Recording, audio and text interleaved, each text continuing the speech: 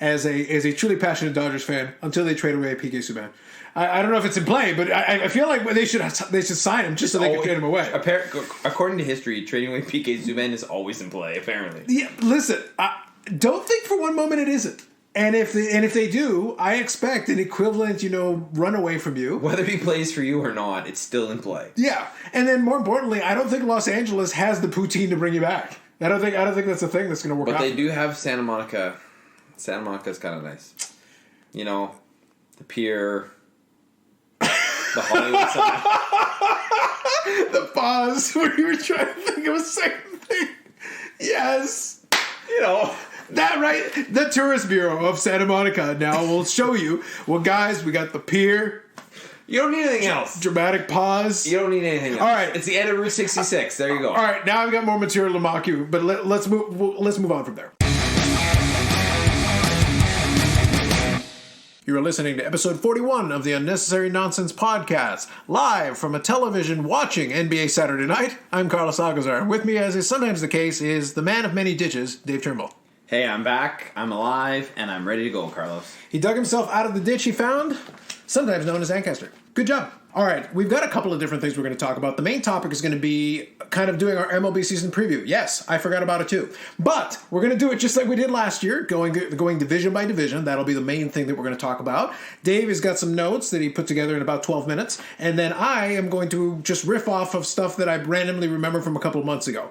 Such is the depth of our research. This is fair, but I feel it was more like 6 minutes as opposed to 12 minutes. I was trying to give you a little bit of credit. I was giving you solid 12 minutes of digging in there. And then we're also going to talk about, to be honest, what I'm really looking forward to in this episode is a lot of news and notes, including Jameis Winston gets Lasik. I may just spend 2 minutes laughing. But we'll get to that in a second. First of all, though, I want to talk about XFL Week 1. Disappointment on my part because I didn't actually get a chance to make the video talking about XFL Week 1. But it's just as well because we are kind of halfway through, the Week 2 games. Got 2 games in there. I will say I'm kind of mostly in agreement with a lot of folks is that XFL Week 1 was surprising in the sense that it actually turned out a little bit better than you might have thought, although after I took a little bit of time to think about it, I was less surprised, and I'll actually tell you why. I've actually reconsidered the way that I've recalibrated the way that I think about the XFL, and this is what I've got. When it comes to the spring football experiment, you look at, the original XFL in 2001, that's like spring football attempt 0.1. It was a very pathetic attempt. It was a half-assed, half-hearted attempt, a Vince McMahon special. But the AAF was attempt 1.0. It was still kind of a beta. There's still a lot of experimentation happening. A lot of different things were being tried out for the first time in a long time because they hadn't tried a spring football league in the age of the internet, in the age of being able to use social media, in the age of being able to use streaming technology, all of these things that you had. But the AAF had a bit of a problem. Extending this analogy, the AAF operated, and obviously as the weeks went by and we figured out what ended up happening, it became more apparent. The AAF ran itself like a startup, which was a mistake. The financing wasn't completely secured. They thought they had it secured, but as soon as the financing went away, they were suddenly into a new brand of fundraising. They were trying to get money together where they had some, but they really only had, without the financing they thought they had in place, they really only had enough financing to be able to go out there, put a product in there, and hope that someone saw enough potential in the product to invest in it.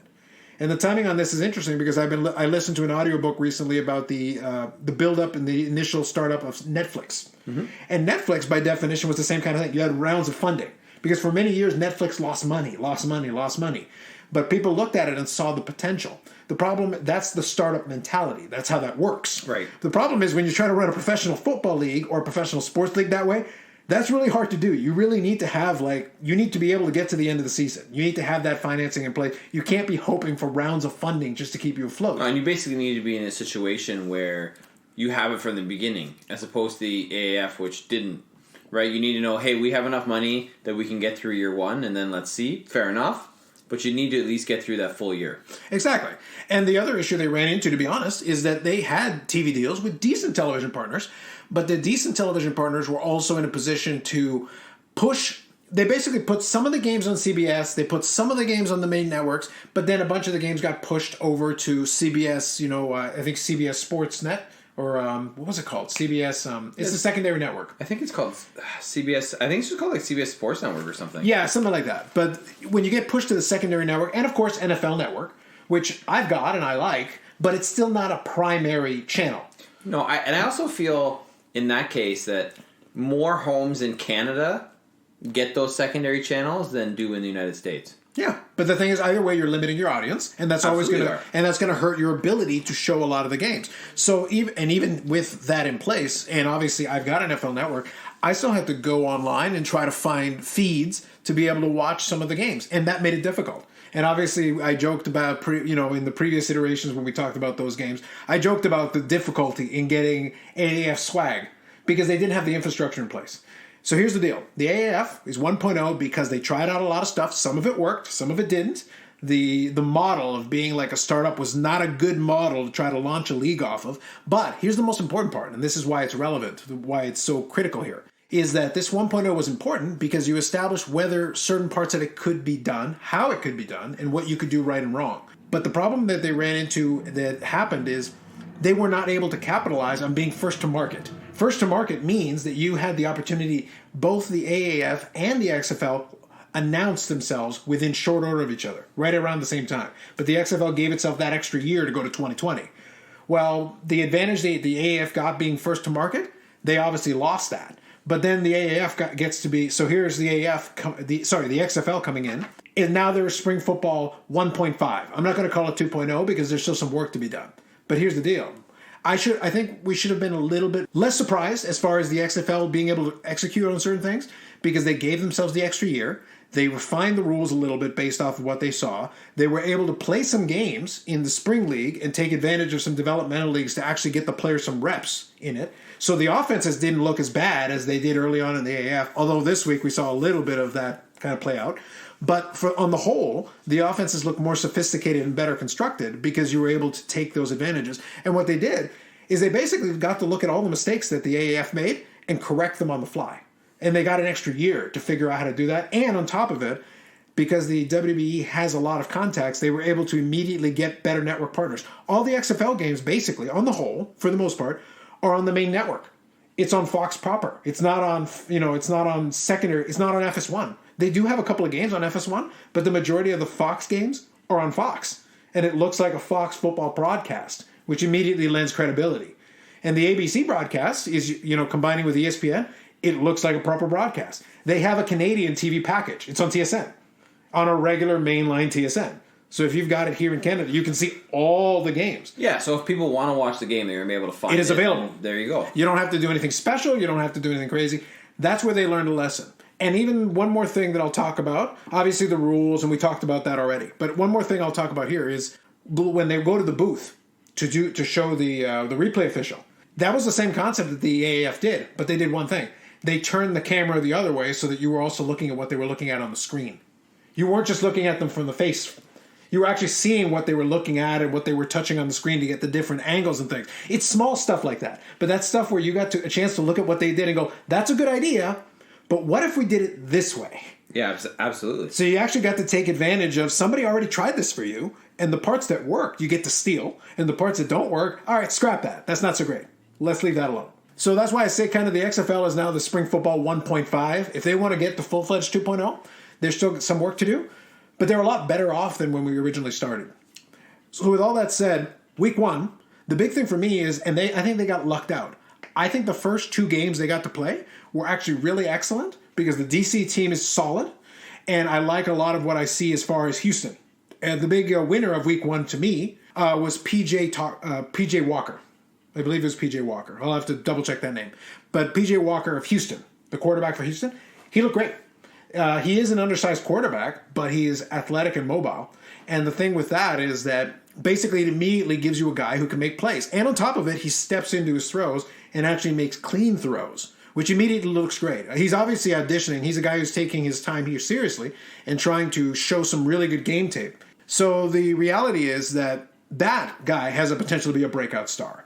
And then for DC, you've got, I really got to have to start writing down my names here. So see, this is what happens when you do no preparation whatsoever. Like 6 minutes of preparation, is at least better than nothing. Like, I actually have things written down, Carlos. Okay, but do you have the name of the DC quarterback? No, but I'm going to find it for you while you ramble on about something else. I'm going to Google it. Yes, there you go. Teamwork, Dave. Teamwork makes the dream work. Don't you know how this works? Jesus, man. He crawls out of a ditch one time, and now he thinks he's running the show. So anyway, the reality is, though, that the actual matchups that they were able to get on the first half of Week 1, if they had gotten the second half of it, it wouldn't have been quite as good. But I will say they were able to be the beneficiaries of it, and I think it's going to help for Week 2, although I feel really bad for the Seattle fans in the first night here on Saturday. They got, I believe, over 30,000 over in Seattle, and they even pulled out all the stops. They were able to get Steve Largent out there, and they got some, dignitaries, and it looked good. But both teams struggled offensively. Quarterback I'm looking for is Cardale Jones, who in Week 2 acquitted himself a lot more and actually demonstrated some really great playing ability. Although with Cardale Jones, it's interesting because he is a legitimate great quarterback. But I will say my thing about Cardale Jones that's hilarious is he's basically like a 6'5", 260-pound quarterback. He's just a big dude. So it's one of those things like you can't really take him down without really having to go through a lot of effort. Does he run? A little bit. And it's one of those things, he can run enough where he can get a little bit of a head of steam. And you don't really want to try to stop him because he's a big guy. So he can plow into you. But at the same time, he can make throws. He looks a little awkward at times doing it. But at the same time, the throws are accurate. And he can throw on the run, which actually adds another aspect to it. DC was able to win 27-0. And they did attempt the first 3-point play in XFL history. And? Well, it's 27-0 instead of 30-0. Fair enough. But at least they tried it. The point is they were in a position to have to try it. One thing you'll have to check out, if you get a chance to check out the replay, I'll say to you, Dave, is check out, if you can, watch out highlights of that game. And Matt McGloin for the New York Defenders, he was furious. And being mic'd up, he took pot shots at his own team. It was glorious. That's awesome. It was one of the best things. Even when he was at halftime, when they interviewed him on the sideline, he says, "We've got to change everything about our offensive game plan." And then by the end of the game, where he finally got pulled because it just wasn't working, he had 2 interceptions. He goes, "This is like I had no confidence at all that anything good was." I'm paraphrasing. I had no confidence at all that anything good was going to happen. This is the worst game that I have been a part of. Awesome. And that's a cool thing, right? Too, that you have those in-game interviews, right? Not just the halftime ones or the after the game where they're interviewing a player, but they actually have in-game things, which I think some players are probably not a big fan of, but it's kind of cool element to the game that you can watch too, right? Yes, but I noticed from Week 1 to Week 2, they got a lot better at being judicious about it. There's a time and a place where it can be really beneficial. But in Week 1, I will say in the ABC coverage, they tried to get a sideline interview for everyone every 5 seconds, regardless of play. I think they might have tried to interview the water boy at a certain point. So you poured water. How is that going for you so far in this game? It was too much. And then I noticed that by the second night, they scaled it back a little bit. And this week, there was a little bit more judicious. But when they did it, they were able to do it for maximum effect. The Matt McGloin stuff was gold. But Matt McGloin is slowly... And given the connection with Vince McMahon and WWE, he's very, very close to turning heel. I'm waiting for him to hit one of his own coaches with a steel chair and say, "If you smell what Matt McGloin is cooking," he's slowly morphing into a wrestling villain because he really is taking pot shots at his own team, and that is what I enjoy in a leader. Take pot shots at your own team, Matt McGloin. Do it. I like it. It's good, and then from the quarterback, it's a lot of fun. Although Matt McGloin will have to play better if he intends to be able to do it for very long. Anyway, so that's it for that, and there's your scoreboard for Week 2 so far. DC Defenders 2-0, 27-0 victory against the New York Defenders, who have to go back to the drawing board. And the second... You said DC Defenders, New York Defenders. What's the actual... Sorry, DC Defenders taking on the New York Enforcers. Thank you. Quick editor's note here. For some reason, I really struggle with trying to remember that it's New York Guardians. So I do know which one it is, but it was the DC Defenders beating the New York Guardians. I'll get it right at some point, especially when I go into the specific XFL stuff in the coming weeks. But just so you're aware, I am aware that I completely messed this one up. So, New York Guardians, Matt McGloin, New York Guardians. We got it. Yeah, so 27-0 though. They are going to have to do some serious work if they intend to get out of that. And Matt McGloin is not happy. So there you go. Now you know. And knowing is half the battle. We're not using the jingle. We're going to get sued. All right, let's talk about Houston Astros. Because at least then I can remember some people's names. So that's the thing. I do have a little bit of indignant rage over this. Indignant rage. I'm a fan. I want to put that out there. Bring on indignant rage. Here's the thing that bugs me about this. So they got caught. You had the managers were punished, which fine. They didn't actually really get caught because the only reason they got caught is because a former player spoke out. Right? I can't remember. Do you remember his name? You pull out names. Oh, the pitcher? Yeah, the guy who's pitching for Oakland now. I can't remember his name. He's not in my notes. See, this is what happens when you only do 6 minutes of notes. Now Carlos is going to look it up while I rant. But you had AJ Hinch, who was the manager, Jeff Lucknow, who was the general manager. They're both originally suspended for a year, but then they were fired by the Houston Astros owner. Then you had Alex Cora, who is now or was a player and he's a bench coach. Sorry, Mike Fiers. Mike Fiers is the pitcher. Yes, relief pitcher. Mm-hmm. And then Alex Cora, who was the manager of Boston now. And then he got fired from Boston. And then Carlos Beltran, who was an outfielder for Houston, who was going to become the manager of the Mets, he got fired. But it seems like unless you're in management, there's no accountability here. Well, that's the whole argument about the immunity deal. Because the thing is, the players basically agreed to rat out their coaches and managers and stuff in return for immunity. So here's my thing, okay? So if that's what you want to do, Rob Manfred, which I think you're being not nearly harsh enough in what you've done. Here's my take. So I thought long and hard of this, and as our listeners, if they remember and they pay attention, you know I'm a Dodgers fan, right? And I'm going to say this right now. I don't think you should award the 2017 World Series to the Los Angeles Dodgers. I don't think you should. But I think it should be vacated. I think there should be 2017, there should be no World Series champion. We already have no World Series champion for 1994. But now that was different. It was different because it was... They literally didn't play a World Series. Yes. But, I mean, it's not like there's... every year of baseball history doesn't have a World Series champion. So it's not like it would be, in that sense, something that there is no precedent for. But if you're not going to individually punish players... So basically, what you said is... you rat out the coach... But they got off scot-free. You still get to say you got your World Championship, you got your ring, and... realistically, other than potentially being beaned or booed mercifully, probably for this year, and that probably is it. Maybe it even dies down as the season goes along. You got off scot-free. So what the hell is preventing people from not doing this again? Like, at the very least, Carlos, you're no longer a World Series champion. Then if you don't want to punt it, you don't want to suspend people, you don't want to whatever. But in the history of baseball, and I know we're going to talk about Pete Rose later... But if you look at people who have cheated the game, they have been punished in some way, shape, or form. Right? Even if you look at, say, Barry Bonds and Roger Clemens, right? They're not in the Hall of Fame yet. Maybe they'll get in next year. They still have potential time. But there's been sort of some consequence, even though there's a ton of other people doing it. Yeah, But for that perceived, but cheating the game. In this case, the Houston Astros cheated the game from their sign stealing. Now, is sign stealing okay with me? Yes, if you do it in the old-fashioned way, right? But the fact that they're doing it electronically and banging on the thing, and then they have people in the dugout watching video and all that kind of crap, it took it to a step too far, punished the people. You are no longer World Series champions, and then everybody can move on. Yeah, they're going to be pissed off about that, but I don't really care what these Houston Astros players think. They're not sorry. They're crying crocodile tears every time they get interviewed. They're not sorry that they did it. So get rid of the damn championship. I wasn't this heated when I started this, Carl, but they don't deserve it.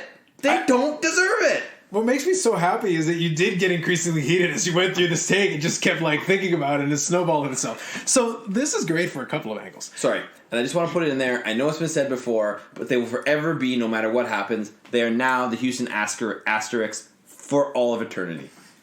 This is wonderful. On many levels. Allow me to elucidate for the listeners why this is wonderful on many levels. Number one, Dave was truly passionate in that as a truly passionate Dodgers fan until they trade away PK Subban. I don't know if it's in play, but I feel like they should sign him just so they can trade him away. According to history, trading away PK Subban is always in play, apparently. Yeah, listen, don't think for one moment it isn't.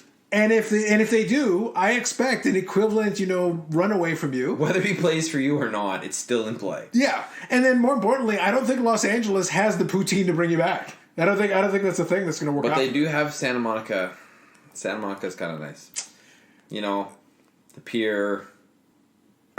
The Hollywood sign. The pause where you were trying to think of a second thing. Yes. You know. That right. The Tourist Bureau of Santa Monica now will show you. Well, guys, we got the pier. You don't need anything else. Dramatic pause. You don't need anything else. All right. It's the end of Route 66. There you go. All right. Now I've got more material to mock you, but let's move on from there. Okay. So here's the reason why I say this is wonderful. Number one, the passion, randomly escalating throughout that whole rant was great. Secondly, this is cool because I get to be in a unique position. I am, as Dave knows, baseball is my favorite sport. Bar none, no question, number one by a great margin. I am a student of baseball history. It is kind of my jam. It's my thing that I do. But here's the thing. Being a student of baseball history, I'm not really that upset about the Houston Astros thing. And to be honest, I'm disappointed in any of them that decide to apologize in any way, shape, or form. I would have leaned into it and go, yeah, damn right. And if I could get away with it, I'd do it again. Losers. Eat it, suckers. But you know what? You know what? I would respect that more because that's how I actually think they feel. Yes. And there's no sense at that point in lying to everybody. It's like, look, man, you did it because you wanted an edge. And I respect that. And I'm okay with that. And more importantly, the history of baseball tells us that the game of baseball is different than a couple of the other ones in this way. The game of professional baseball, and we got to kind of remember, let me give some actual serious context of baseball history for everybody's benefit here.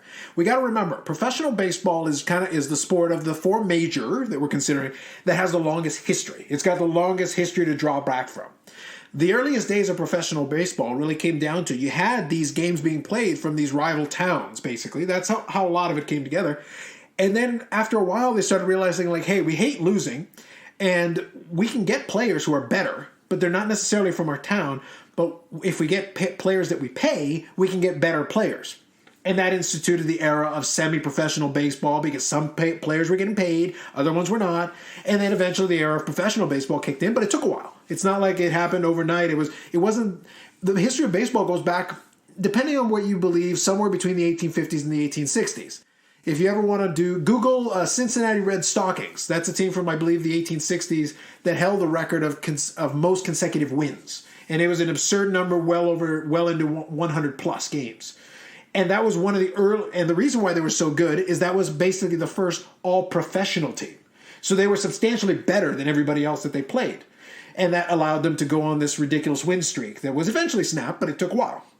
The point that I'm trying to get at is trying to get an edge is weaved into the history of baseball. Agreed. Right from the fact that you're paying some players where the other teams don't have that luxury or didn't think to do that, to spiking a player, to once the spitball became illegal, pitchers coming up with all manner of emery boards, Vaseline under bill cap, the spitball itself using actual spit, corking bats, steroids, greenies in the 1960s. And, the gambling element that was in for a period of time before Kennesaw Mountain Landis rose from his mountain down to proclaim. But the point is that there's always an element of shadiness to baseball. And I don't mind that because it's been there since day one. They've never, it's only been in the last couple of decades that there's this weird puritanical, claim to purity that baseball never had. Baseball's dirty, the whole thing. And that's okay if you acknowledge the dirtiness. And any endeavor where winning and losing has, not consequences is not the word I'm looking for. What I'm looking for is if there are rewards for victory versus just trying to play your best, then there's always the opportunity and a reason for somebody to try to take an edge. The Houston Astros did all that stuff that they did. And the reality is some of the players participated actively in terms of coming up with the idea, executing the idea. They probably tried multiple iterations to get to the system they eventually came up with. I'm sure they didn't think of that whole elaborate thing in one shot. It probably took a bunch of conversations and there were probably some aborted attempts that people don't even know about that didn't quite work right. So then somebody made a suggestion. Oh, hey, how are you going to relay it to the batter? Well, what if we use a trash can? And then if you believe the thing about the buzzers, probably somebody goes, hey, it would be more efficient to do this. So they even refined the idea as it went along to come up with ways of making it work better. But the reality is, some players were actively involved in terms of that, and some players just benefited from it. And in reality, they all got to benefit when they won the World Series, and they almost won a second one if Washington hadn't been able to perform up to a level that they did. But the fact that the Red Sox are also being investigated as well, which may or may not lead to anything, because Joey Cora's presence there, he was present in both places, It's not unreasonable to believe that there wasn't at least an attempt to do some of that. So here's the thing. If you want to invalidate the championship, go ahead. But then what do you do if you find that there's a little bit of that going on with the Red Sox too? And if you find there's a little bit of that going on with some other teams? Because that would be 2 consecutive World Series champions that you have to try to invalidate. To your point about the steroid guys, it's not Major League Baseball that's doing it. It's the Hall of Fame. And the thing is, the Hall of Fame is a bunch of writers. The writers can do whatever the hell they want. They can use this and just say, all right, Altuve, you're out. Bregman, you're out. They could. What I'm saying is, in my point of that, and I agree, yeah, absolutely. It's not Major League Baseball. It's the writers, totally different organization. But there's no guarantee that they're going to be held accountable at any point. We'll see. That's, you know what I mean? Like, that's something we're not going to know for a few years. I agree. The biggest reason why there's a little bit of an issue here, and I understand the furor of some folks about this, but at the same time, the reason why I say it's a bit more tricky than that and more nuanced is this. We agree that sign stealing is part of the game. Everybody literally starts off at the baseline of agreeing with that. But then they say, oh, well, we introduced the electronic element. It's like, well, the electronic element exists. If they could have done it in the 1960s or the 1950s or 1940s, if they could have used electronics to help, they would have used it. They would have tried. But it wasn't available. I still, regardless of when it's available, when it became available, to me is not an issue. It's the point that I feel that's taken a step too far. How? Because you're relying on other things other than the players on the field, right? If you can do it just you on the field, I'm okay with that, right? So if somebody's standing on second base and they figure out the signs and they're relaying the signs or they're having conversations with it afterwards, that's fine. As far as I'm concerned, I don't care about that. That's okay. And this thing, what Houston did to me, too much. You've cheated the game in a way that is outside. This is going to sound ridiculous, but it already does. You've cheated the game in a way that's outside of the acceptable lines of cheating the game. I was hoping that you would literally say it in that way, which makes it fantastic. I want that in a shirt. You cheated outside of the accepted ways of cheating. Yeah. Great. But that's baseball. Yeah, that's the whole thing. That's the reason why I don't get that indignant about it. In all honesty, here's the thing: if you wanted, if Major League Baseball had wanted to do it, let me put it this way: my feelings on that can be summed up like this: if Major League Baseball had decided to invalidate the 2017 championship because of that, I would have been okay with it. I would not have fought against it. I wouldn't have argued against it. I don't care that much. But the reality is, if the 2017 Houston Astros want to prance around with the championship, again, going back to the Matt McGloin thing, if they want to go full heel and just run out and go like, we're the champions, losers, I would have been okay with that too. I would have been completely fine with it. At least own it. If you're going to be the villains, then you know what? Stand up there and be like, well, it's like, I bet you guys think you caught us. What if we came up with another way of doing it?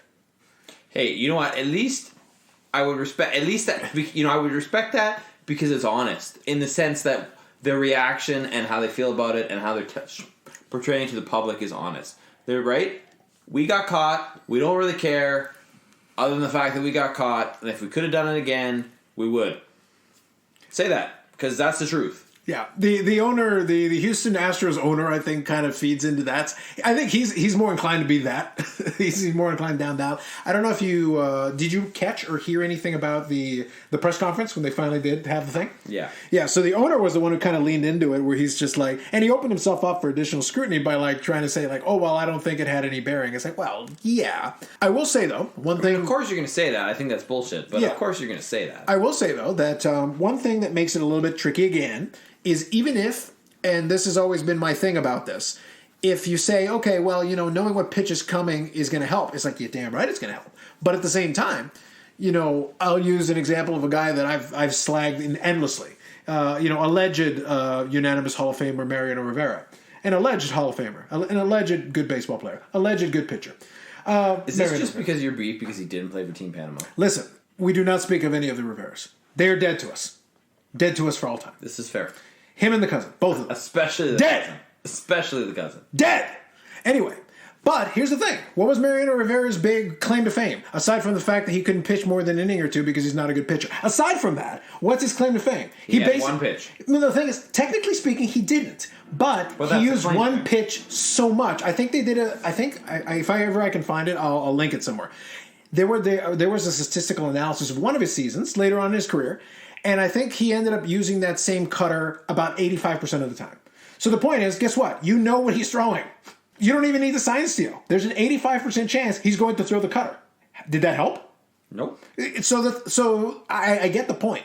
But if the pitcher is throwing good stuff, if his location is superb, if he's able to hit his spots with consistency, and if he's got good stuff, knowing that the fastball is coming against Nolan Ryan is not tremendously helpful. It doesn't assist you that much because there's a good chance, especially in his prime, if it's 1975 and he's pitching for the California Angels and we tell you Nolan Ryan can declare, I am going to throw 5 straight fastballs. That isn't going to help because in those days he was throwing comfortably at over 100 when he felt like it. It's like you can't stop it. If you can hit it, he tips his cap to you. But most of the time, he was virtually unhittable, especially in the mid-70s. That's when he got a lot of those no-hitters. So he was nearly unhittable at stretches of time. It didn't help. So the point is, could it have helped Houston? Absolutely, 100%. It definitely helps. Because not everybody is that great. Not everybody is... Guys with marginal stuff are going to get hammered if you know what's coming. Because the deception is the one little piece they can hang on to. But my solution is, number 1, get better pitchers. Number 2... constant countermeasures. You can keep switching out the signs. Number 3, if you're worried about technology to that degree, maybe give the pitcher a little bit of latitude to pick their own pitch. Because the reality is you're stealing a sign. If there's no sign to steal, you can't do it. Mm-hmm. I'm saying there are ways. There are countermeasures. And the other reality is that is a little underplayed is that as time has gone on now and this thing has progressed along a little bit, there are a bunch of teams that say, yeah, we knew about the Astros were doing something like that. Well, if the teams knew about it, number 1, they decided not to whistleblow themselves, which is kind of interesting. And number 2, that means there's a possibility there were some more teams that were doing similar type of stuff. But number 3, on top of that, they apparently didn't think it was enough of a big deal to raise a stink about it at the time. Now that the Houston Astros are caught, it's really easy to just point at them, oh, these guys, they're bastards, they suck. But at the same time, it's like, if you guys already thought something was going on, why didn't you say anything? When you had plenty of ample opportunity to be like, hey, Major League Baseball, Rob Manfred, you should look into this. Because think about it this way. Going into a different era of cheating. How did Spygate even become a thing? I don't remember. Eric Mangini basically told Bill Belichick, he said, hey, I know what you do. Don't do that to me. And then when he did it, Mangini basically tipped off the NFL officials, and then they caught them doing it. So the only way it became known is that somebody who knew decided to tip him off. So as soon as they tipped him off, then they caught him red-handed, and it's like, aha. And here we are. Yeah. And despite, I can make the argument if you want. Despite that, no one is arguing that we should invalidate a couple of the New England championships. I think we should, just because. I think we could easily get rid of 4, 5, or 6 of them. Okay, I'm okay with that. Comfortably. Yeah. I think most people would be too. I look forward to New England finally winning a Super Bowl someday. See, that sounds so much better. It's about time, It's really a shame.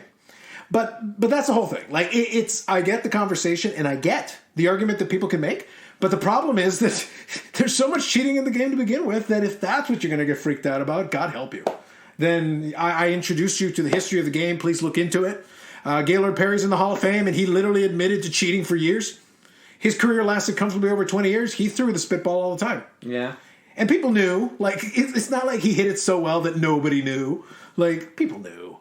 But it's one... Like, what do you want? That's how it is. Yeah. I'm just saying. My only point is that, guys, out of all the sports, professional sports landscape, baseball is the hardest one for me to get righteously indignant about cheating on. It's really hard. It's not impossible, but it's tough. And the Houston thing, I can live with. I really would just prefer that they just own it and just wear the villain hat. Because, to be honest, we love a good villain. It's kind of fun. It makes it interesting. You can root against them. Yeah. I don't see that as being a bad thing. I think it's a good thing. Okay. So that's Houston Astros. We'll play off of that really quick. This one's fairly brief, but I did enjoy that the Houston Astros thing gave us more Pete Rose. Pete Rose is like, well, they haven't been punished, so why am I still being punished? Why can't I go to the Hall of Fame? Even though the Hall of Fame is a different institution. And if the writers really wanted to do it, they could still have done it. Sure, he's in the ineligible list, but they chose to acknowledge the ineligible list because that's for Major League Baseball. That has nothing to do with the Hall of Fame. They elected to honor the ineligible list, which has nothing to do with Major League Baseball. Yeah.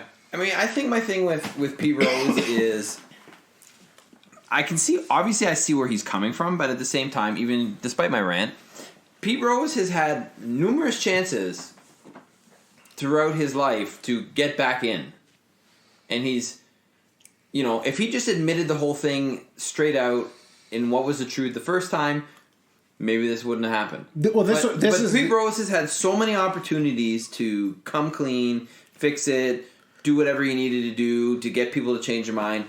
And anytime he's had that opportunity, he hasn't done it.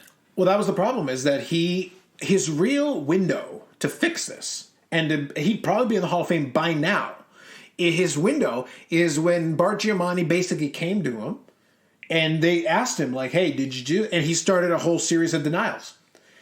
And eventually he accepted a deal to, like, whatever. But the reality is, if he had just been like, yep, I did it. I need to get some help. I apologize to everyone. If he had just done that in I think it was 1989 when that whole thing came down. If he had just done that in 1989, yeah, people would have been mad for a while. But eventually they'd been like, maybe 5 or 10 years later, they'd been like, all right, look, cut the guy a break. Because at least from the get-go, he owned it. This is the thing talking about the Houston Astros. Just own it. You did it. Yeah. And here's the thing. I respect at least that you cared enough to cheat in the first place. But own it. You did it. And just go with it. If you go with it, at the end of the day, some people will respect you for that. And at the end of the day, it's a much easier conversation to be like, all right, we're going to ban him. We're going to keep him out for 15 or 20 years, which would have expired by now, comfortably already. And maybe about 10 years ago, he could have gone in. Or they could do it the way that I say. I've said it a million times. As a player statistically, Pete Rose belongs in the Hall of Fame. Like I said, the Hall of Fame themselves have decided to honor the exemption list, the rule basically banning him from baseball. The thing is, Pete Rose can't be a manager. He can't participate in, working with teams in that way actively. He can't be involved in any of that. The Hall of Fame could still induct him into the Hall of Fame, but to me, the simplest solution, and you could do the same thing for Shoeless Joe Jackson, the simplest thing is you put a separate wall in the Hall of Fame, you erect a wall, you put the plaque there, makes abundantly clear that banned from baseball for life because of gambling, and thus is in the baseball permanently ineligible list. Here are his accomplishments. His career warranted recognition in the Hall of Fame. Change the wording. Call it recognition in the Hall of Fame. So you give him what looks like a plaque, but it explicitly states you are banned for life because you did something wrong, but your career warrants recognition as a great player in the Hall of Fame. Now, when you say recognition, though, they have artifacts in the Hall of Fame that are people's artifacts. But I'm talking about... Is that not good enough, then? But I'm talking about giving something the equivalent to what the plaque... Because the plaque, if you look at the plaques, they're basically a list of the career accomplishments. Yeah. That's really what it is. But what you do is you give them something that's similar, but it's like a step down from a proper. And by the way, that means no ceremony. You don't get to give a speech. You don't get people coming over to... You don't even do a thing. You just say, hey, this is what we decided to do. Here's the wall. You come to the Hall of Fame. You can visit it. Here's the wall. They're not Hall of Famers by the traditional sense of definition. They're recognized great players. You call it something else. Yeah, I know. You have to separate it. No, I hear what you're saying, but I think Hall of Fame wise, if you're going to do that, you're either in or you're out. But your thing is you're not in because you get in. No, I get that, but I think you're either in or you're not. So you're either in, which means you're on the wall, you're recognized with all the other guys, or there isn't that kind of recognition. The problem with that... Because I think you get into too many gray areas. But the problem with that, the thing is, the wall takes care of the gray area. They're in the gray area. They're over on the other wall. No, I'm not saying... What I'm saying is, what other guys on the list? Like, are you saying that Pete Rose and Shoeless Joe Jackson only? At this moment in time, yeah. Well, what about Barry Bonds, Roger Clemens if they don't get elected by the baseball writers? Like, I mean, there's so many other things but here's to come up. Hold on. I don't like it. Here's the problem with that premise. I'm not talking about if they don't get in. If they don't get in, they don't get in. The thing is, Pete Rose is on the permanently ineligible list. They've never done a vote. So it's not that he hasn't gotten in, it's that he's not even brought up for a vote. So the reality... So your criteria would be guys that have had something happen, but they could not be elected. Yeah. Because the thing is, the Barry Bonds and the Roger Clemens, it sucks to be you. Okay. Then in that case, I still don't like the idea, but I feel you have a something. You have to allow you allow the writers to go in like, all right, knowing what you know, are you comfortable with this person being recognized in this way? Not in the traditional Hall of Fame route because that they're out of baseball in that way, but does the career warrant recognition this way? Because the issue with Pete Rose and Shoeless Joe Jackson isn't the steroids. The issue with them is that they got rendered ineligible because of activities. Mm-hmm. And the activities didn't add to their on-field performance. So it's like a separate category. The steroids thing, you can make the argument that it enhanced their Hall of Fame credentials. So it's like, it's still, there's still a separation there. And Schuster Jackson and Pete Rose both never got a vote.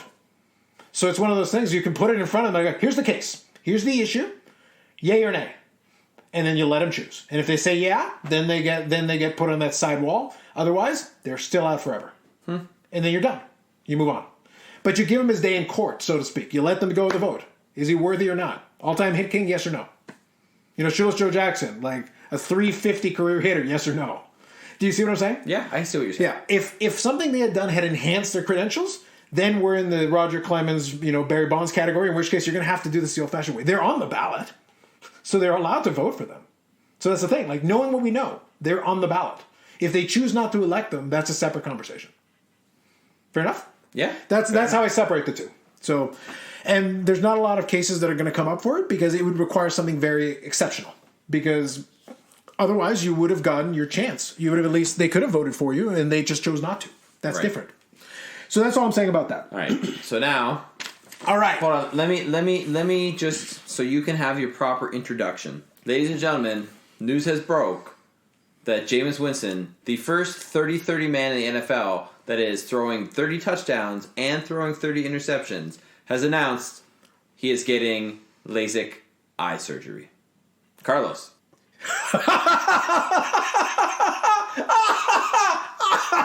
I can't hold it for that long. I'm afraid I have a bit of a cold. I apologize. But the point is, you can imagine that laugh loop for a little bit. Imagine the $1 Million Man's laugh and basically loop that for about 5 minutes. And that's what's going on in my head when I read that. Could we get sued if we play that sound effect?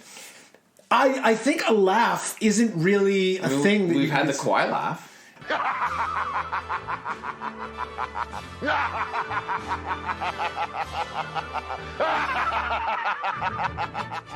Look, I don't know if it's going to help or not, but I do find it incredibly amusing that into his professional career, Jameis Winston, I don't know the full extent of how much that has affected his vision, but keeping in mind that he had 30 touchdowns, which leads to, talent, clearly. And, I think it was, I don't know if he cleared 5,000 yards this year, but he had a lot of passing yards. And he had some really monster games. But then also some inexplicably unexplainable interceptions where it's like you're literally throwing to the wrong team. And it's not like double coverage. It's like, no, there's none of your players there. The other team's players are there. That's where you threw it. That level is like either you're incredibly stupid and your decision making is atrocious, or maybe in fact you cannot see and you're just randomly throwing it in the void and seeing what happens. In which case, if suddenly he becomes like a 40 touchdown, 10 interception guy and is an MVP candidate, insert $1 Million Man laugh, followed by why would no one have thought to have checked this? Seriously. And apparently you said earlier off air we talked about it, that it's been an issue since college. Yeah, my understanding is that he has had this issue where, like, his vision has not been clear at a certain distance. Like I said, I'm going off of, little snippets I've picked up here and there. My understanding is that he has issues sometimes seeing the scoreboard properly, clearly. As someone who wears glasses, like, if you can't see, like, if I take my glasses off, I'm not going to run into walls. I can see a wall. I have enough perception to be able to see that.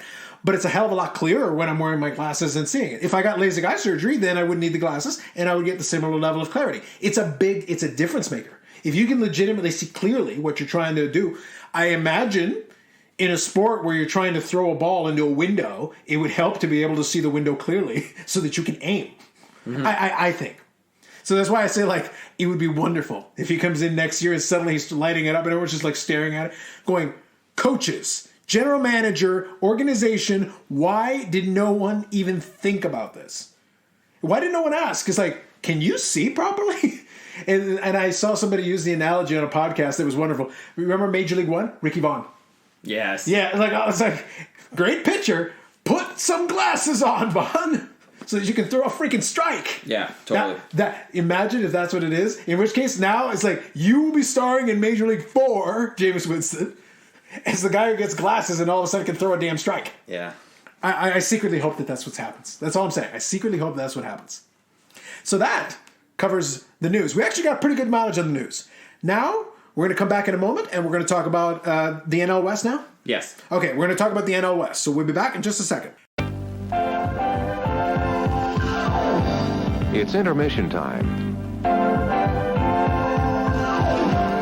Time for refreshment. All right, and with that wonderful commercial interruption, which wasn't really a commercial interruption, it was a noise of some kind that I found from somewhere. Now we're going to talk about the National League West preview. Like I said earlier, yes, I prepared for it too, and by that I mean I know the teams in the division. Dave's going to say some stuff about them, and then I'll make up some stuff about them. Yankees in 12. Go ahead, Dave. Okay, so obviously my division, because we got the Dodgers here. Why don't you pick a team, Carlos, and we'll start with them. All right, I'm gonna save us all from the Mookie talk for a couple of minutes. Let's start with the Giants. All right, so the Giants. They have Hunter Pence. Yeah, he's back. That I know. Yeah, and they also got Wilmer Flores. I think my take on San Fran this year is they suck last year. They're gonna suck this year. But San Francisco's beautiful. Yeah, pretty much. They got a bridge. They got several bridges. You can check out the Full House, which seems redundant, but it is a thing. They got a couple of breweries. Yeah. You know, the food we got. If you like crab, they got crab. Silicon Valley, you can check out some of the if you want to have investments. Alcatraz. You know, there's some things. Look, if you're into prospects and you're looking to see maybe a little bit of Joey Bart, who they're hoping is going to replace Buster Posey, or the shortstop Mauricio Dubon, then great. Otherwise, there's really no point in watching this team unless they're playing the team that you cheer for. Hey, listen. The important thing is this. I out of solidarity based on, your assassination of the San Francisco Giants, I will randomly watch a couple of San Francisco Giants games just out of the goodness of my heart since I have the package. But and they got John Miller doing the radio broadcast. Exactly. So that's all right. That's worth it right there. Yeah, but the thing is, San Francisco Giants fans have really nothing to complain. You just almost called them the New York Giants. I did. I went back. You didn't throw in the football. I went back. No. I'm talking about the original Say Hey Kid, 1954, catches the ball all the way and makes the turnaround throw. Polo Grounds, man. The Polo Ground. Which, by the way, I wish they would bring back the Polo Grounds. Giants, if you bring back the Polo Grounds with the absurd dimensions, that's a winner. I'm there. That's a classic stadium that I would totally visit right now. Anyway, the thing is, the Giants fans really have nothing to complain about. Look, you won 3 World Series in the first half of the last decade. So it's not like you're that far removed from championships. The team's going to have to rebuild, and they're still in that process. I don't know what the centerpiece of that's going to be. However, I would say, outside of Madison Baumgartner and, Tim Lincecum, and you had some great pitchers in those teams, think about it. Go back to those teams. Who was the superstar? Like, seriously, think about who was the superstar of those Giants World Series winning teams. Who? It wasn't built that way. You had Buster Posey, who was great. You had Pablo Sandoval, who was clutch. He was, their version of Big Papi. But you had players who played well together. But it's not like they were not this dominant franchise with the superstar player who was carrying them, and they won 3 world championships. That's impressive. Yes, it is. And I'd love to see a team built like that win the World Series again. Washington, to a certain degree, had a taste of that, although Soto might become the breakout star. We'll talk about that more when we get to that division, but I like their prospects in the future, the not-too-distant future, because they've got some studs, some good players on that team. All right, so really the Giants is, if you enjoy watching prospects and you want to hear some John Miller, you got it. Silicon Valley, the bridge, woo! There you go. All right, so why don't we just sort of move somewhere in some direction geographically? Wow, I can't even talk. Let's go to the Dodgers now. Or no, you want to say Mookie Betts? No. Dodgers is staying at the end. We're doing that at the end. All right, let's go Padres then. So we're still in California. Also really nice. Yeah, you know what? Padres interest me in the sense that because of where I think other teams are going to be, I feel this is a team that has like a super outside shot at making the second wild card. Okay. Right? So you do have some decent additions. You have starting pitcher Zach Davies. You have relief pitcher Drew Pomeranz. You have relief pitcher Emilio Pagan. You have Jurickson Profar. You got Tommy Pham. So, in addition to people like, I can't think of his name now. The shortstop that played for Baltimore and then played for LA.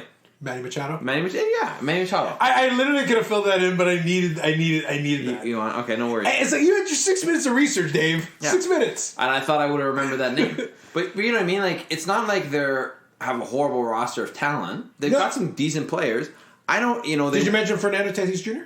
I did not. But yeah, he's great too. He is one of the key. So here's the thing. On paper, there is talent there. So I think your assertion is not ridiculous. Manny Machado is a great player. He might be overpaid for what he is, but he's still a great player. Correct. Fernando Tatis Jr. is someone that a lot of people are high on. He could be very exciting. He could be very good. He was injured, I believe, last year. That's kind of what held him back. But if he's healthy and he's playing well, there could be, that could be that's basically a huge addition of a player they've already got. Yeah. So it's one of those things where, like, maybe if he comes of age and, starts producing right away, that would be huge for them. And they could put together a decent little team. Plus their uniforms are snazzy. They've got some nice uniforms. So I think there's possibility. It's just a question of what do these additions do? Do they make them significantly better? I don't know if they necessarily make them significantly better, but they've got enough talent there that it's not. It would not. It would shock me if they won the division, but it wouldn't shock me if they had some improvement and, like I said, have a or at least in the hunt in September. I think if they're in the hunt, I think that would be good for the fan base, and I think that'd be good for them going forward to give them some momentum so they could get more pieces. Yeah. I think they need that, but I think they need to see some forward progression. And it's possible. And again, it's one of those teams that if things work out, who knows where they are at the trade deadline, and maybe they make moves there that could potentially, take them to another level. The Colorado Rockies. Nolan Arenado hates you. Correct. Honestly, I think this team is going to suck. Yes, you have Ubaldo Jimenez coming in, but you didn't really do anything, and Nolan Arenado hates you. And he hates you because you keep trying to trade him away. Yeah, your clubhouse is potentially poisoned. There's still the chance that he might not be there at the beginning of the season. Quite frankly, Carlos, I think this team is going to be garbage this year. At least they have weed. And they have, the elevation, so balls fly out like crazy. Yeah, no, that's a thing. It's interesting because the whole approach. So, as far as analysis, I don't have a lot on the Rockies. I still have to get. Jokes aside, I have to get a handle on them because I really don't know what they are right now.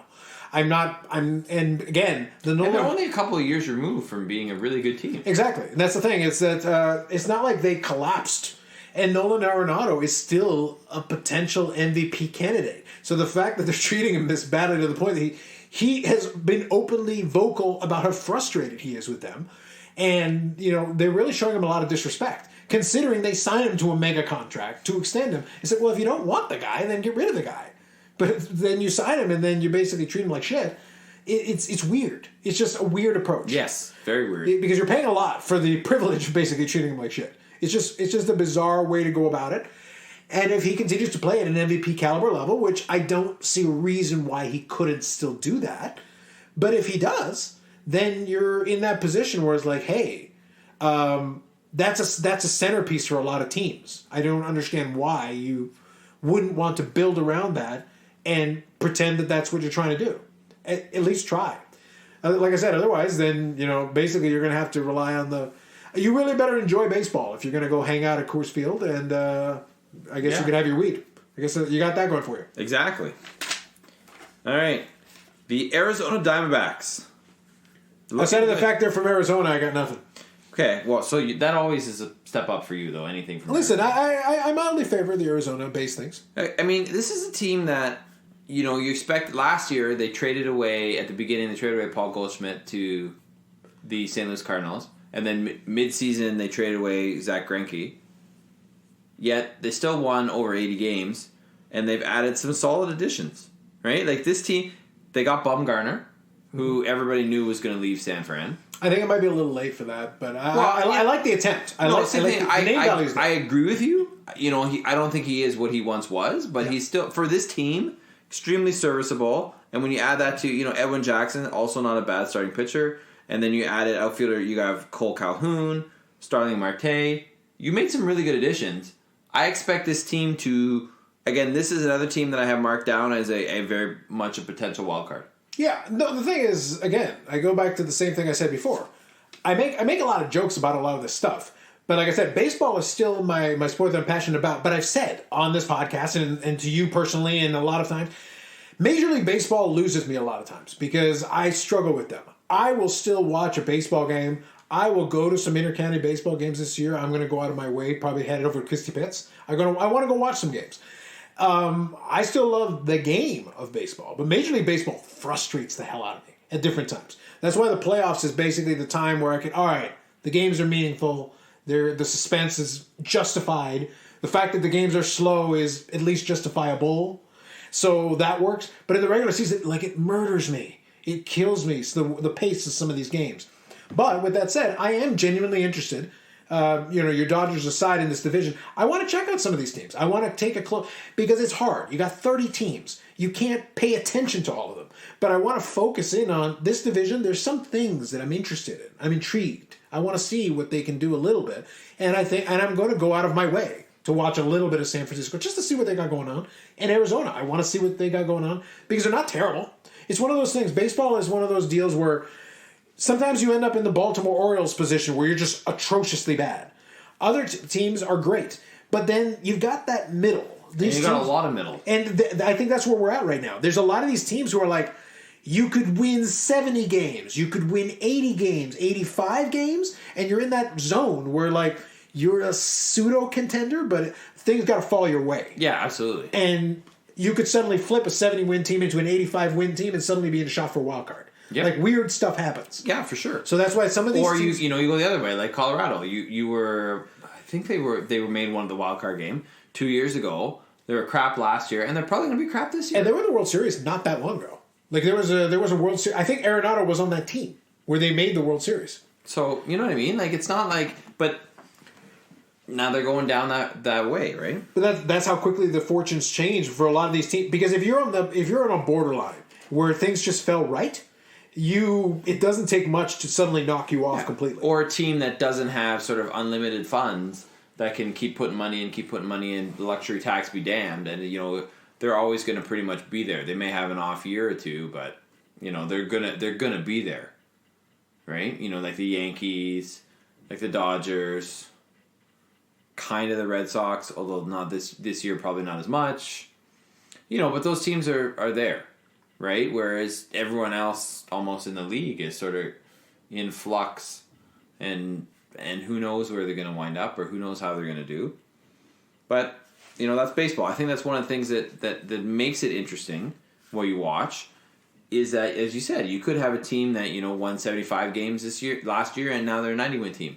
And all of a sudden, like in the playoffs, or they're contending for a spot where at least you're in September, you're paying attention to them, and you're intrigued by what's going on, and, more attention is being paid to the game and to the team.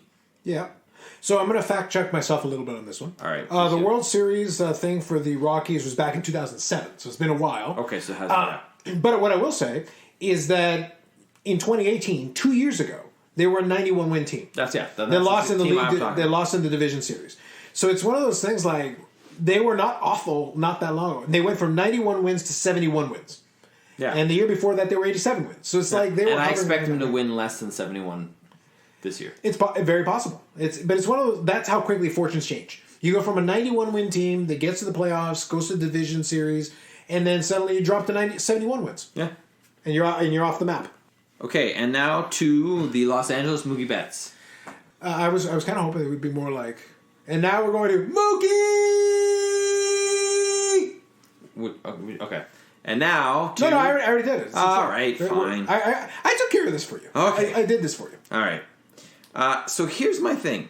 It's not about Mookie Betts. It's not about David Price. I hope it's not about Mookie Betts. It's about the fact that the Dodgers finally did something, which they haven't done the previous years. The Dodgers have done plenty of things. They've lost World Series. They've lost others. I'm talking about how they're managing their roster, right? They realize they've mismanaged their roster many times.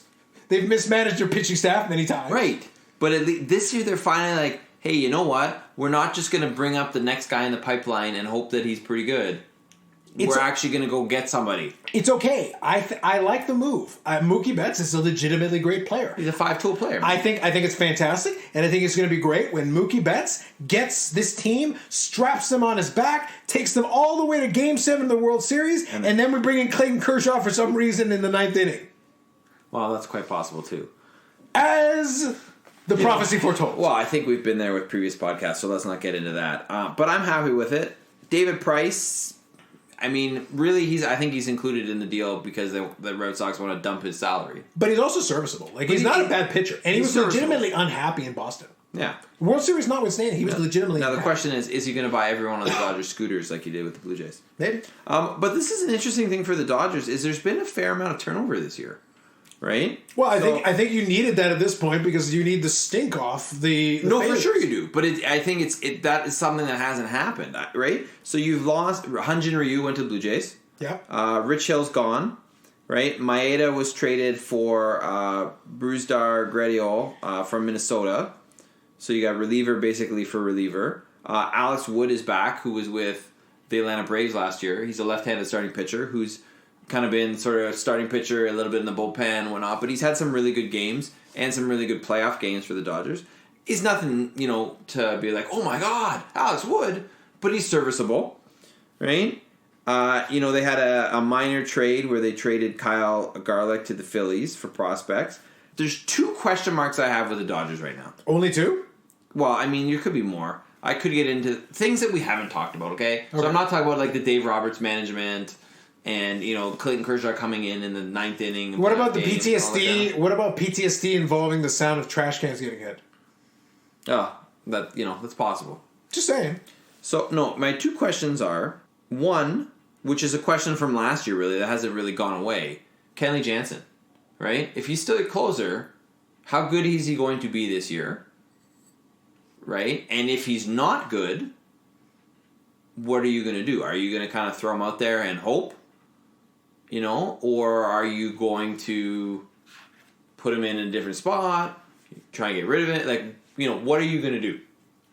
It's a good question, I think. And obviously something that we're not going to know the answer to until the season happens. But it's something to watch.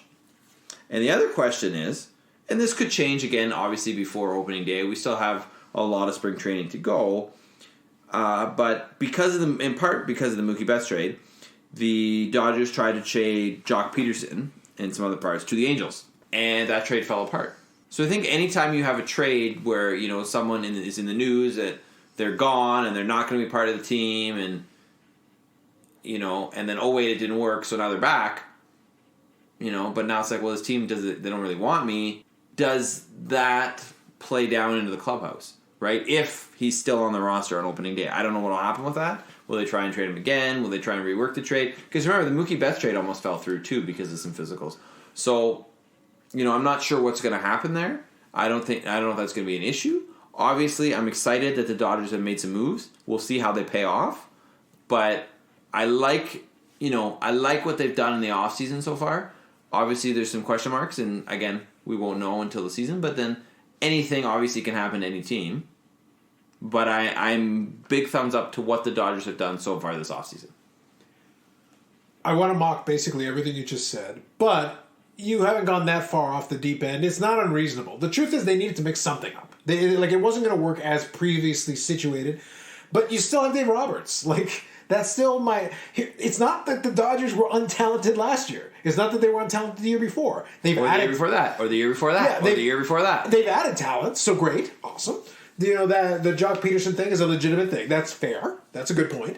But the problem, maybe the solution, and the simple solution is, I don't know if you remember from the CFL broadcast. I think he still does them. Jock Climbing? Yeah. The TSN CFL broadcast. You remember the commercial where it's Matt Dunnigan? Hey, Jock, you rock. I do remember. I think maybe the Dodgers do a little bit of that, and then make him feel better. I think you can always try that approach. Hey, Jock, you rock. It's like, you tried to trade me. You rock. The point is, they should just get Matt Dunnigan in. Yeah, just get Matt. Listen, Matt Dunnigan is so enthusiastic. He might just be like, "Yeah, I do rock," and then they're like, "Can we still trade this fool?" But the point is, you try something. From a chemistry standpoint, I don't think that's going to be a big deal. Look, the reality is, the Dodgers. I'm not worried about the Dodgers from a talent standpoint, and I'm not even worried about them from the regular season standpoint. My thing is, okay, I'm going to assume, until I see evidence to the contrary, I'm going to assume that you will make the playoffs. I am going to assume that you will be in great position to potentially go multiple rounds, possibly back to the World Series. My problem and my concern is, do you have the capability to put yourself in a position where Dave Roberts can't screw you? Because that's basically the situation that your team is in right now. You're in a position where Dave Roberts is perfectly capable of doing something completely moronic at the most inopportune moment. Right, it's true. He is. And that's the Achilles heel. The Achilles heel of this team right now is that they've got almost everything in place and the ability to get more things if that's what they need. But they still have a manager who finds these weird times to make some inexplicable decisions that hinder your team's progress. This is true. There's no reason legitimately that this team could not have won a couple of championships in the last couple of years had it not been for incompetence at the managerial position. And that's the position you haven't replaced or changed. And it's the same. So that's the whole thing. It's like the regular season for the Dodgers should almost be an afterthought. Not because you ignore it, but the reality is the Dodgers are not a team who needs to make the playoffs for the first time in years. That's not their issue. They're not a team who needs to figure out how to win a playoff round. They've done that. They need to figure out how to actually win the championship round. And the only way you're going to do that is if everything is in alignment and your manager doesn't fuck it up. And I don't know, I see no evidence. Unless Mookie Betts is going to take over as player manager, I don't see exactly what they're going to do that's going to change this. The same guy's still in charge. Because he's also shown no ability to learn from his mistakes. Can Mookie Betts pitch? Maybe that's the last thing he needs to do, because he might need to go in relief. Because the Dodgers seem to have an issue with putting the right reliever in the right position to succeed. Well, that would be kind of cool. But that's what I'm trying to get at. Like, that's where you're at. That's the piece that you need to figure out, because the rest of it's there. You can figure it out. Yeah, it's true. So we'll see what happens. So, overall, I have my ranking in the following order, Carlos. And as we know, we will probably come back to this at some point. So, I have the Dodgers winning the division, followed by the Diamondbacks, Padres in third place, San Fran in fourth, and the Rockies being the worst team in the NL West. Carlos, what say you? All right, Dodgers win. I'm gonna have the Padres. I'm really curious about Fernando Tatis Jr. I could see very easily. I could see him elevating himself. So I got the Dodgers first. I got the Padres second. I'll put the Diamondbacks third, the Giants fourth, and the Rockies taking up the rear. Okay. So just a difference of the Padres and the Diamondbacks. Yeah, I just want to see if the Padres can make that leap. That's really what I'm banking this on. If I see the Padres make a leap, they could be there in that spot. It's quite possible. Yeah, that's really what we're looking at. And I think that'd be great for them. I think that would be... I'm not going to spend a bunch of time here arguing that you're wrong on that. We'll see what happens, but I think that's quite possible. I really think, I don't see anything other than the Dodgers being a top, and I don't really see anything other than the Rockies and the Giants being the bottom two teams. Well, that's just it. That's the thing. We're taking the Dodgers thing as a given. However, the key is going to be they while I can be nonchalant about the regular season for the Dodgers, they should not be nonchalant about it. Correct. They need Absolutely. they need to put themselves in that position. They need to treat this like, hey, you still got to play games. You still got to win. Don't assume you're gonna pull it off. But if you can do what you need to do, take care of your business in the regular season, get to the playoffs, and then we'll see what happens. Because if your claim is that the Houston Astros stole one from you, well then I guess you're sufficiently motivated to win something this time. You would hope so. Because I can't help you. Motivation should not be an issue for you. No, absolutely not. So everything else is more or less in place, and you got a talented player. It's also time to put walk the walk, right? That you can say all the things you want to say about Houston, but MLB said they're not changing things, so you're not getting rewarded that championship. So then all you can do now is go out and win this one. Yeah, but it's what we talked about, though. Even if they did anything, you're not going to get awarded anything. Yeah. We can never assume you're going to win. Correct. And that's always the thing. Is like, yeah, maybe they gave him an edge, but you haven't... The fact that they lost some games the way that they lost them in some series the way they lost them, I can't assume you were going to win. No, even if he's on the up and up, I can't assume. Nor should you. Yeah. So I think that'll be... So that's the NL West. We took care of the Dodgers. We got that out of the way. So next week will be the AL West. There we go. So maybe we'll have a little bit more than 6 minutes of research this time. Ooh, 7.5? I look at it this way. I'll do 12 minutes, what you actually said, and you'll have some notes. I'll give it a good 2 or 3 minute scan. Perfect. I'll let you know who's in the division. We'll go for it. Live the dream. Everyone, so that is the first one. We're going to be going through the rest of the divisions as we get through the coming weeks.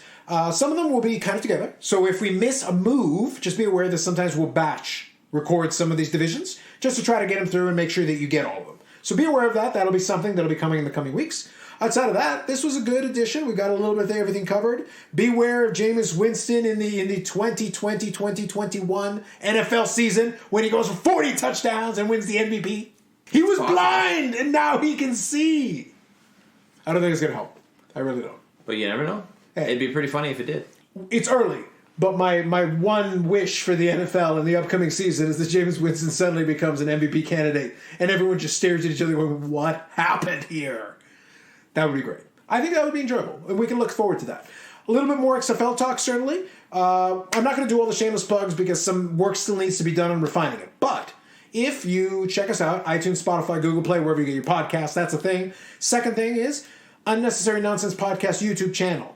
If I do any reviews or previews of the XFL season, week 1 or week 2 in this case, anything related to that, that's going to be on the YouTube channel. Check that out because that'll probably be video. It'll be from the worldwide Unnecessary Nonsense Podcast headquarters in sunny, scenic Mississauga that's frozen. That'll be going over maybe some of the games or maybe some of the things that have happened. Obviously, week 2 is now halfway done in the time that we're recording this, but there's still a couple of games to happen on Sunday and some possible storylines. The first 2 games this week, not so great, but I'll be genuinely interested and curious to see what happens on the Sunday games because we're going to start positioning these teams. We're just going to start doing a pecking order. I've hesitated to do a power rankings because I didn't think it was appropriate, but I think at the end of week 2, maybe we can start filtering into what it's going to look like. We're going to have something to base it on. Sounds good. So power rankings may be forthcoming, at least by week 3, probably. All right. So that'll be it. That's for myself and Dave. Dave's going to go back to his ditch. And this is this episode of the Unnecessary Nonsense Podcast. We'll catch you in the next one.